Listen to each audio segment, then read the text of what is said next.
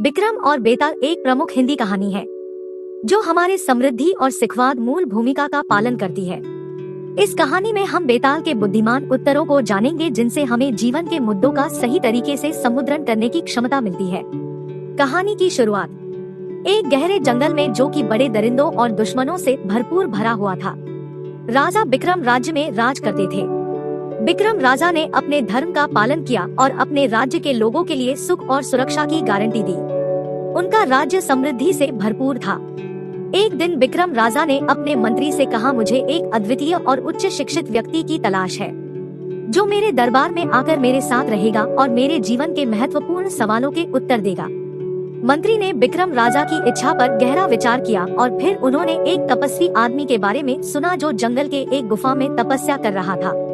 बिक्रम राजा ने तपस्वी के पास जाकर उससे मिलने का निर्णय लिया। वह तपस्वी के पास पहुँचे और उन्होंने अपनी इच्छा बताई।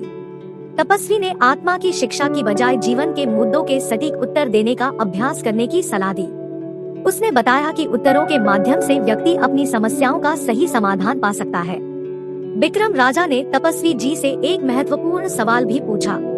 तपस्वी जी, क्या आपने कभी यह सोचा है कि मनुष्य की आत्मा का असली मार्ग क्या है?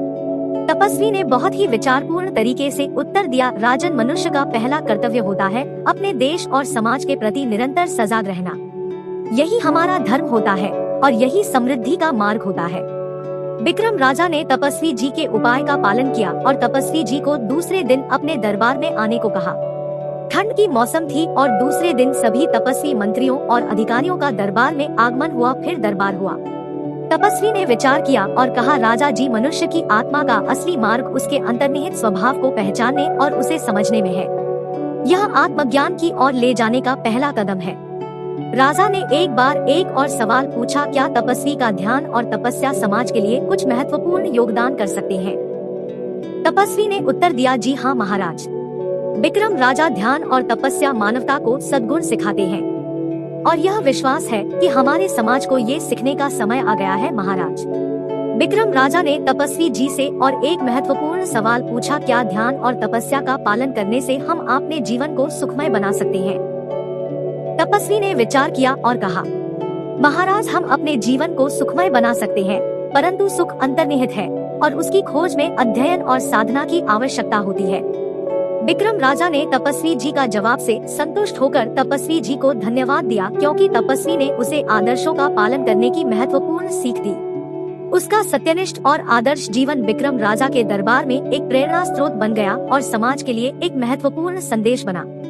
इसके बाद बिक्रम राजा ने अपने दरबार में सद्गुणों की महत्वपूर्ण भूमिका को प्रमोट किया और उसके राज्य में सुख, शांति और सहानुभूति का आदान प्रदान किया। इसके बाद बिक्रम राजा के दरबार में तपस्वी के उपाय का पालन करने की कहानी ने लोगों के मनोबल को बढ़ाया और समाज में सद्गुणों के महत्व को प्रमोट किया। यह कहानी एक महत्वपूर्ण संदेश आत्मा के शांति और सुख का मार्ग, ध्यान, तपस्या और सद्गुणों के पालन में है। अच्छा लगा तो वीडियो को लाइक करें और चैनल को सब्सक्राइब। धन्यवाद।